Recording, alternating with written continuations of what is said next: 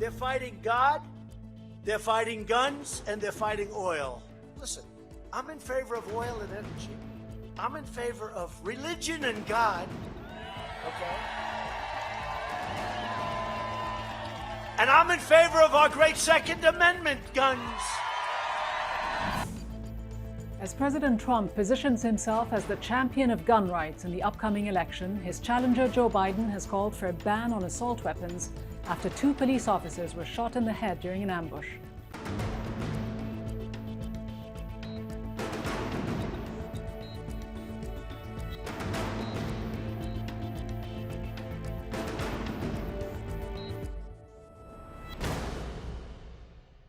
Hello, I'm Ghida Fakhry. Welcome to the program. The United States has more guns in circulation than people. 393 million guns owned by civilians for a population of 331 million. Around 43% of American households have 1 or more firearms at home, and Americans alone own about 40% of all civilian-owned guns in the world. And with more guns, there are more shootings. Last year alone saw more mass shootings across the US than there were days in the year, according to the nonprofit group Gun Violence Archive, the highest number of mass shootings since that organization started tracking data. By the end of the year, 417 mass shootings were recorded. With this alarming trend and with this year's surge in first-time gun owners in the United States, now estimated at 5 million, the debate over gun control and the Second Amendment, which gives Americans the right to bear arms, has intensified, becoming a key electoral issue. Although 60% of Americans say gun laws should be stricter, gun control legislation has been difficult to pass through Congress, and a lot of it has to do with the National Rifle Association, or NRA, arguably the most powerful association and lobbying group in America. For an in-depth look and insider look at the NRA, I'm joined by Joshua Powell, who formerly served as Chief of Staff to longtime NRA CEO Wayne LaPierre. He's also the author of the just-released book, Inside the NRA, a tell-all account of corruption, greed, and paranoia. Joshua Powell, the NRA, which you broke ranks with earlier this year, tweeted this just a few days ago. Ammo sales surge 139%. That's a lot of freedom seeds. That sounds like incitement, a call to arms at a time when there are such extreme tensions among Americans around the country. This goes beyond the call to protect gun rights, doesn't it? Well, I think it's a unfortunate use of words. I understand who they're appealing to, and there has been, as you probably know, there's been a massive surge in new gun purchases in this country this year, with new gun owners to the tune of 5 million people. So it's there's a very active market right now. But I do think at the end of the day, it's an unfortunate use of words, to say the least. But is it incitement, though? It certainly borders on incitement. That's for sure. All right. Well, it borders on incitement, you say. I know you've also accused your former boss, Wayne LaPierre, the longtime head of the NRA, of catering to the extreme fringe, of selling fear in what you say was a decade of corruption. In fact, you wrote this in your book. The NRA fueled a toxic debate by appealing to the paranoia and darkest side of our members in a way that has torn at the very fabric of America. You say this, yet you were the number 2 at the NRA. Why didn't you push to change the group's hardline course if you felt that it was losing its way and that it was going in the wrong direction? Why didn't you speak up when you were there? Well, so let me unpack this a little bit. First off, there is no question that the NRA has raised money, certainly over the past 30 years, on this idea of fear and pouring gas on the fire. Your comment this morning around the tweet that the NRA put out is a particular perfect example. And when you kind of beat it into people's heads over the years that Joe Biden and Hillary Clinton are going to magically come in and take your guns overnight with jackbooted thugs, and you pour a little fuel on that, it's really easy to raise money. And it is a fringe organization. I mean, the fact of the matter is there's well over 100 million gun owners in this country, and there's only 5 million NRA members. So by definition, it is the fringe. As it relates to myself inside of the NRA, it's a very large bureaucratic apparatus. And I certainly had ideas of making it a bigger, better, more inclusive NRA, and that didn't work as well as I would have liked. But now I have the opportunity to talk to you about what that could look like. Well, and what does it look like from the inside? Because you say it's a fringe group, yet, as you say, there are about 5 million members. You said it wasn't very sophisticated from the inside, but how can a group that wields so much political influence be so dysfunctional? Well, it is the archetype for dysfunction beyond what you can imagine in any operation in this country, let alone a $350 million corporation. The real secret around the NRA, and it's sort of as I talk about in my book, it's the Wizard of Oz. The reality of it is that there's a lot of folks in this country that will vote on the Second Amendment, regardless of what the NRA says. They don't really need the NRA to tell them what to do.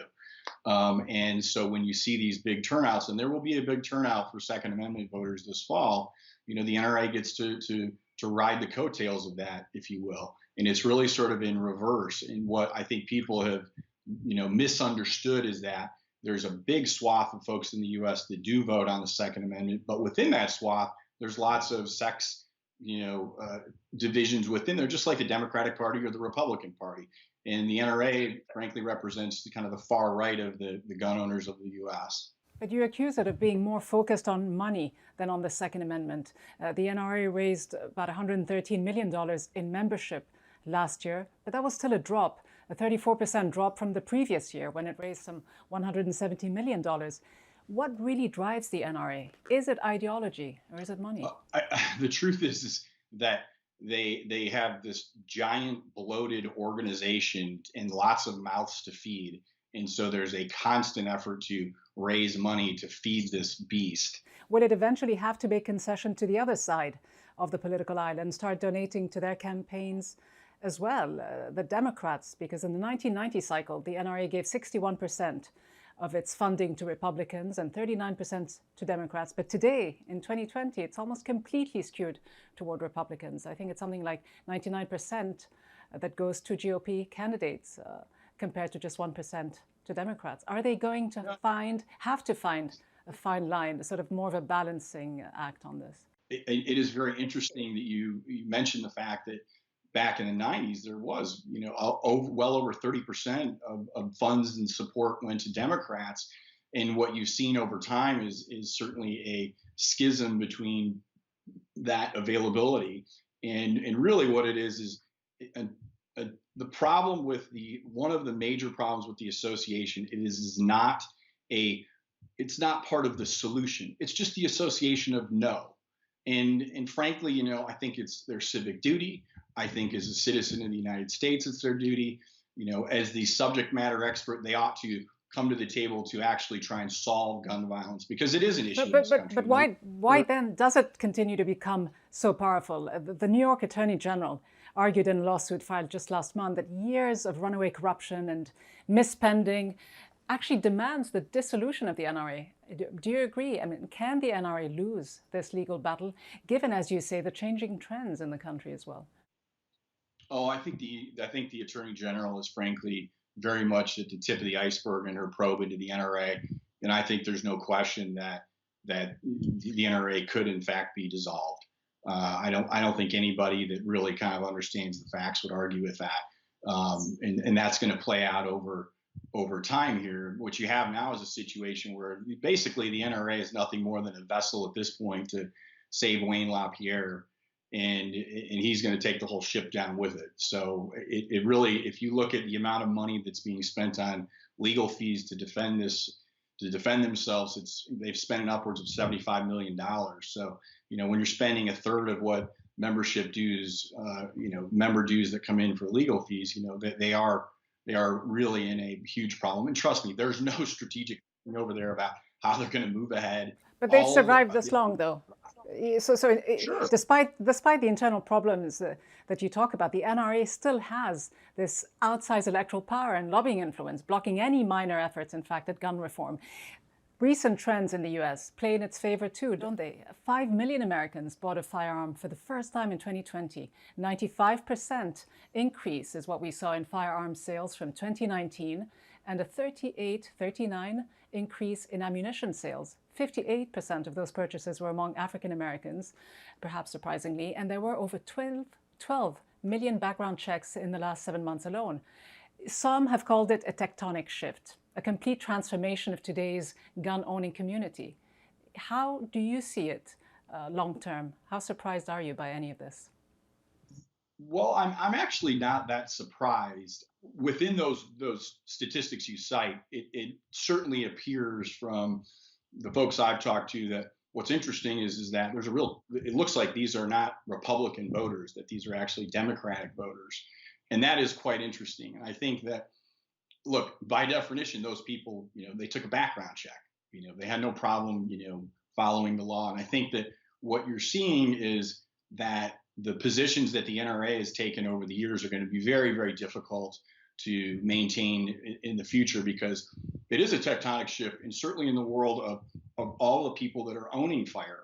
And there isn't anybody in this country that owns a firearm that takes it seriously, that's a responsible citizen, that doesn't want to solve this issue of gun crime, whether it's in the streets of Chicago, Baltimore, or some of these mass shooting issues that we have. But I do think it is a fascinating period in the Second Amendment with this large new group, this new demographic that's coming in, and clearly they're very energized because they've went to the trouble to purchase a firearm, to purchase ammunition, and they feel that and these guns are being purchased ostensibly for personal protection. But in the time that we've got left, let me just ask you this, Joshua Powell, because talking about the demographics, looking at the breakdown, a survey that was conducted just last year shows that 60% of Americans say gun laws in the US should be made stricter. That's 86% of Democrats, 31% of Republicans. In 2017, 52% of Americans said gun laws should be stricter. The NRA seems to be out of step with a majority of Americans. Can it continue this way? It won't continue. The fact of the matter is it won't continue. And I'm quite confident that regardless of who is in leadership next year, that there will be some laws that'll be passed that have been debated back and forth. And you're absolutely right. They are catering to a fringe group of an outdated set of ideals, and they're not coming to the table with any sets of solutions. And look no further than the numbers that you've cited. They are out of step with the citizens of the U.S. So it's just a matter of time. It's not going to unfold overnight, but it's a matter of time, and you will see change. All right, Joshua Powell, thank you very much indeed for joining us. Thank you for having me. Appreciate it. Last week, early voting began in 7 U.S. states: Michigan, Minnesota, New Jersey, South Dakota, Vermont, Virginia, and Wyoming. President Trump urged his supporters in Virginia to vote as polls opened, reinforcing his position as the protector of the Second Amendment. He tweeted, "Virginia and everywhere else, for that matter, I'm the only thing standing between you and your Second Amendment. If I am re-elected, it is 100% safe. If not, it is gone." Meanwhile, in Georgia, Marjorie Taylor Greene, a strong supporter of gun rights who has been praised by President Trump as a rising star in the Republican Party, attended a Second Amendment rally protected by heavily armed men in combat gear. Greene, who has expressed support for the QAnon conspiracy movement and is poised to be elected to Congress, according to the latest polling data, posted on Facebook, "I love our Second Amendment community in Northwest Georgia. We will never give up our firearms, ammo, or mags." So why is the gun debate such a hot topic in federal and local races? Let's put this issue in focus with Sharon Pratt, a former Washington, D.C. mayor. She is the first African American to serve as mayor of a major American city. Mayor Pratt, we've seen in recent weeks heavily armed far-right militia groups dressed in full combat gear clash in the streets of several American cities, Kentucky, Wyoming, Pennsylvania, Wisconsin, and other cities with Black Lives Matter protesters. And just a few days ago, Second Amendment advocates and heavily armed groups with AR-15s, which are military-grade assault automatic weapons, in full-body armor, surrounded Michigan State Capitol. As a former mayor of the nation's capital, I wonder how concerned you are about the potential for violent clashes between such groups and protesters or even law enforcement officers in the lead up to the election and maybe even after the election. It's no longer a far-fetched scenario for a number of US cities, isn't it? No, I think that we are perilously close to serious clashes. There have been any number of organizations, I believe Facebook, Google, but certainly there was an Transition Integrity Project, have gamed it out. And America is very close to collapsing into a level of real violence depending upon the outcome of the election. But despite these concerns that you and others have raised, concerns about the presence of these armed groups in a highly confrontational, volatile atmosphere ahead of the elections, there are those who still say, as you know, that the 27 words of the Second Amendment are clear: a well-regulated militia being necessary to the security of a free state, the right of the people to keep and bear arms shall not be infringed. Today, there are 181 active militia groups in the US, according to this Southern Poverty Law Center. How should this issue of gun violence be addressed? Is it primarily an issue of gun politics, of loopholes in the gun laws that exist, or simply the influence of the NRA on politicians, mainly Republicans, but also some Democrats? We have touchstone issues that have been with this country since its inception. And there is at the core of this issue, the Second Amendment, that often takes precedence over any other amendment. Second Amendment, though it may be, has so much to do with who's still in charge. That's my take on it. Who's really still in charge? And think of it, our country was founded based upon revolution. And there is a notion on the part of too many that the only way to ensure the prerogative of the individual, and in my opinion, a lot of it has been the privileges of white men in our society, is the capacity to arm oneself. And it's a dangerous assumption, but I think it is a challenging one. But is it really about who is in charge? Because it's been 12 years since the Supreme Court held that individuals have rights to keep and bear arms for personal, non-militia use. In fact, it was the landmark District of Columbia versus Heller case in 2008 that delivered this significant legal victory to gun advocates. So how much have the politics of the Second Amendment outpaced the laws of the Second Amendment, which remain ambiguous and open to interpretation? But the politics is what drives often decisions in terms of who gets appointed to the court. Case in point, what we're going through now with the vacancy resulting in the death of Ruth Bader Ginsburg.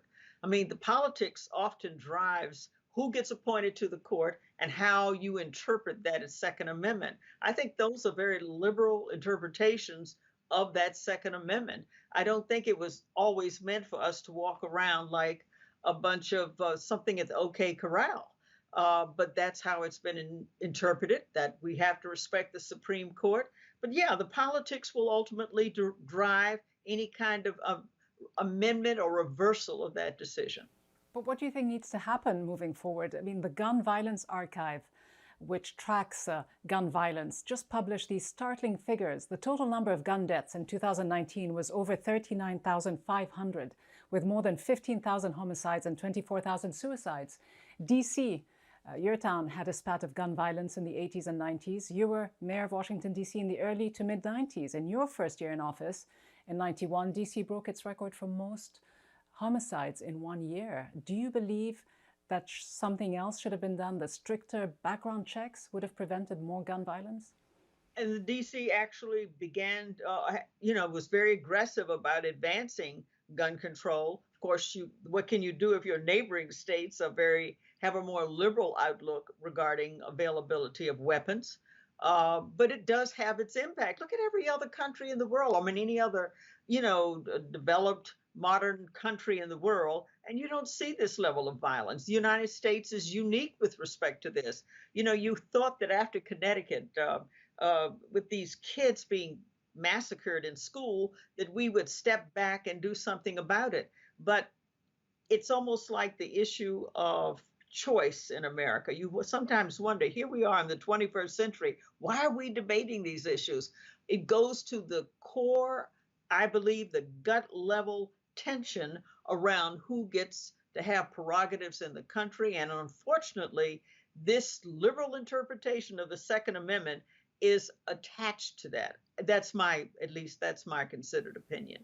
Yet many of your fellow Democrats on the Hill say simply that more robust background checks are what is needed.